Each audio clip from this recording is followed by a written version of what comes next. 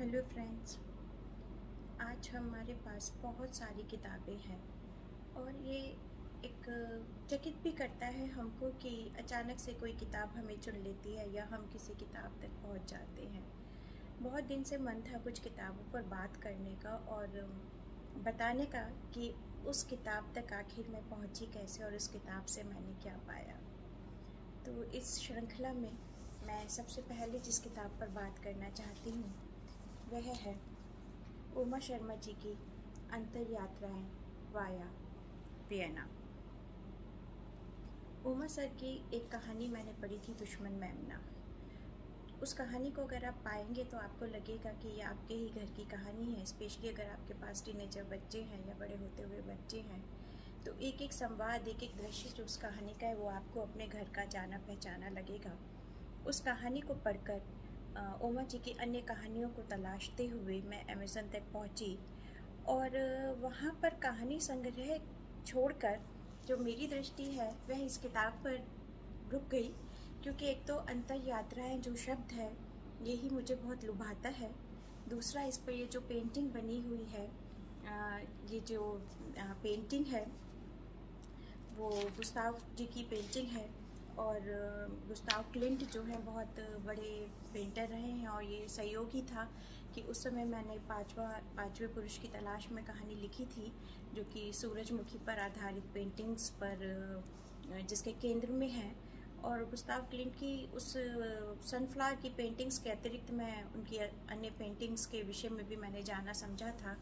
तो उस वक्त ये जो पेंटिंग है ताकि इसके बारे में भी मैंने पढ़ा था और इस पेंटिंग को मैंने देखा तो भी मेरी दृष्टि इस किताब पर से हटी नहीं और मैंने फाइनली ये किताब ऑर्डर करी। ये जो किताब है इसको लिखने का जो भाव है वह भी उतना ही रोचक है जितनी कि ये किताब है और मुझे लगता है कि किसी भी लेखक के लिए इस किताब की रचना प्रक्रिया को जानना एक बहुत बड़ा संबल होगा लिखते रहने के लिए, क्योंकि जो ये किताब है ये स्टीफन स्वाइंग के बारे में लिखी गई है और बहुत प्रसिद्ध लेखक हुए हैं स्टीफन स्वाइंग, और जो उमा शर्मा जी हैं उनके बहुत प्रिय लेखक हैं। उन पर काफ़ी काम उन्होंने किया है, उनकी कहानियों का अनुवाद किया है।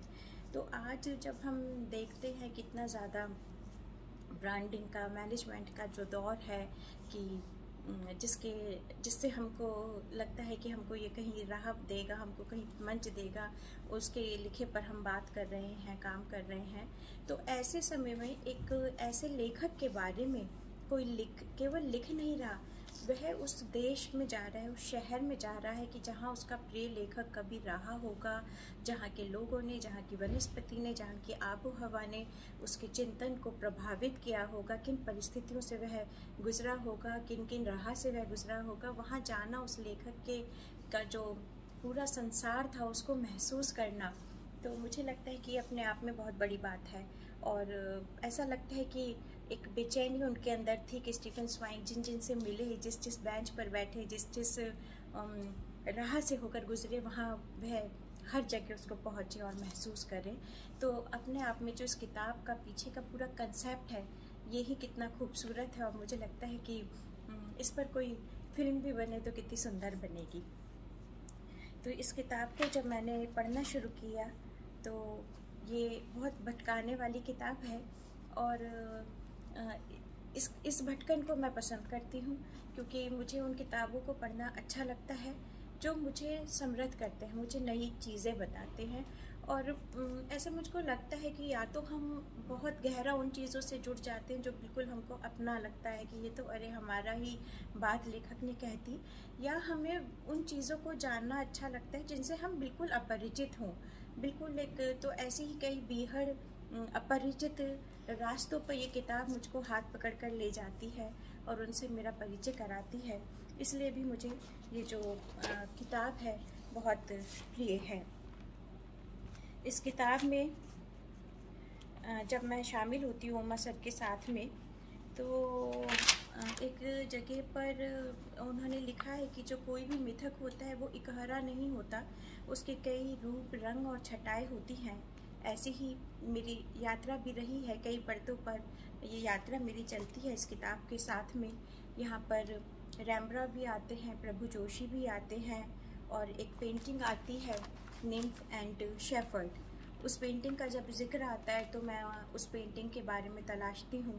पेंटिंग की दुनिया से मेरा बहुत गहरा नाता नहीं रहा कभी, लेकिन मुझे लुभाती बहुत है, उसको जानने समझने की जिज्ञासा बहुत है मेरे भीतर।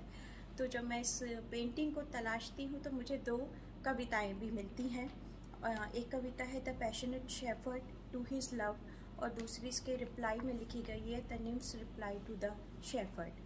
तो देखिए, एक एक पंक्ति, एक एक शब्द आपको कितना कुछ देकर जाता है। ये मुझे जो है अच्छा लगता है, मुझे ये भटकना। इसी बुक में आगे आती है वेरोनिस्की लुक्रेशिया, और इस से जुड़ी हुई रोम कथा भी यहाँ दी गई है। मैं उसको भी पढ़ती हूँ और पढ़कर ठहर जाती हूँ कि केवल भारत में ही नहीं, कितनी जगह पर पूरी शायद दुनिया में ऐसा होता रहा कि जो नारी के प्रति अन्याय होता है, हिंसा होती है, उसका प्रतिशोध का एकमात्र उपाय उसको जो समझ में आता है वह अपने प्रति हिंसा ही समझ में आता है। वह दोषी को दंड नहीं दे पाती, वह उसका विरोध जो करती है, उसका जो प्रतिकार दर्ज कराती है, वो अपने प्रति और हिंसा करके दर्ज कराती है। तो ऐसा ही कुछ इस पेंटिंग से जुड़ा हुआ भी है, और इस पेंटिंग की कथा जानकर पढ़कर मैं बहुत देर तक ठहरी रह जाती हूँ, और मैं द्रौपदी के बारे में सोचती हूँ, अहिल्या के बारे में सोचती हूँ, उन पहलवान स्त्रियों के बारे में सोचती हूँ जो इस वक्त संघर्ष कर रही हैं। और जो तब मुझे लगता है कि इस पितृसत्तात्मक समाज में किसी स्त्री का सांस लेते रहना, जिंदा बने रहना, यही कितना साहस का काम है। और उन सभी स्त्रियों को फिर मैं याद करती हूँ, अनजान चेहरों को भी मन ही मन प्रणाम करती हूँ जिन्होंने पहला विरोध दर्ज कराया था अपना। और जैसा कि मैं हमेशा कहती हूँ कि जो आज की खलनायिका है वह कल की नायिका होगी। ये बहुत छोटी छोटी घटनाएं हैं कि जो कहीं इनको लिखा नहीं गया है, लेकिन आप देखिए, एक बार मैंने पढ़ा था कि एक जगह पर ये स्थिति थी कि बहुत सर्दी में भी स्त्रियों को रसोई में मोज़े पहनने की भी इजाज़त नहीं थी, उनको नंगे पैर वहाँ पर काम करना होता था। तो एक ठंड से ठिठुरते पैर में मोज़े की उपलब्धि होने के बाद भी मोज़े ना पहने जाना भी अपने आप में कितना बड़ा अन्याय है। और उस घर में किसी न किसी स्त्री ने इसको तोड़ा होगा, इसके लिए कई बातें भी सुनी होंगी।